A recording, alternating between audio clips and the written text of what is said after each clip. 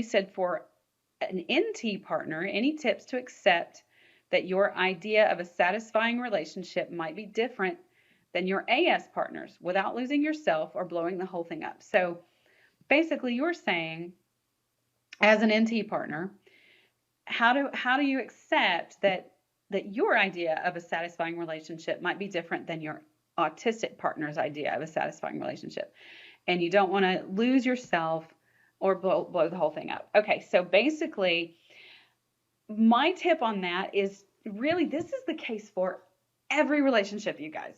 This isn't really a neurodiverse relationship problem.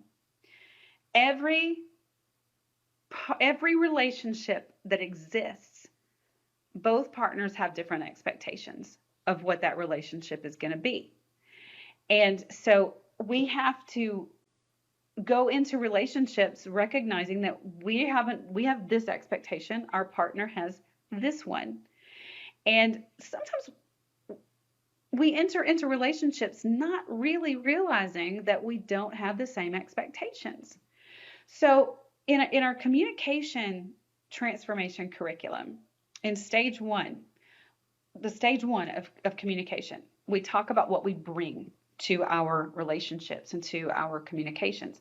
What we bring involves our expectations, our goals, our hopes, our dreams, our wishes. We bring those to each conversation, but we also bring those to our relationship. And sometimes we bring it thinking that our partner's bringing some of the same things, or that our partner will come around to being aligned with us. When in reality, that's not the way a relationship is. The goal is not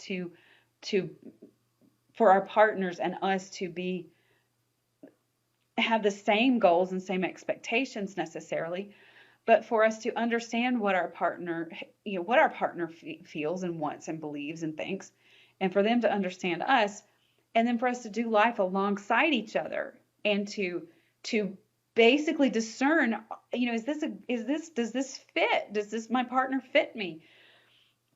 Ideally, we figure that out before we get married or before we decide to be in a long-term relationship. But so many of you are well into the relationship. You're understanding that this autism piece is part of this now. And so now you're in that process of figuring out where you are, but every single moment, every single day is a day of discovery and deciding who, do you want to be in this relationship? This is where, and I'm not pro divorce or ending relationships, not at all.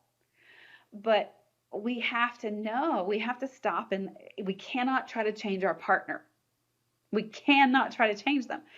So we have to look at them and say, okay, this is who they are, this is who I am, and how important are each of my values, my goals, my dreams, my hopes, how important are they to me? And this is my 2 or 10 scale, you guys, the 2 or 10 scale that I have. If you don't have it, it's on my website. Go to the self-study tab. How important is this to me, and how much does it impact my life? And if it's a 10 and a 10, and your partner, absolutely, to them it's a 2 and a 2, then you may have a deal breaker there. But for a lot of us, there aren't really that many deal breakers in the relationships that we're in. And if we really stop and evaluate, we realize that there aren't that many deal breakers. Sometimes there are. I hit a deal breaker in my last relationship, and I've talked to you guys about that freely and openly. And if you don't know that story, it's in my straight talk library. But we have to know what those deal breakers are.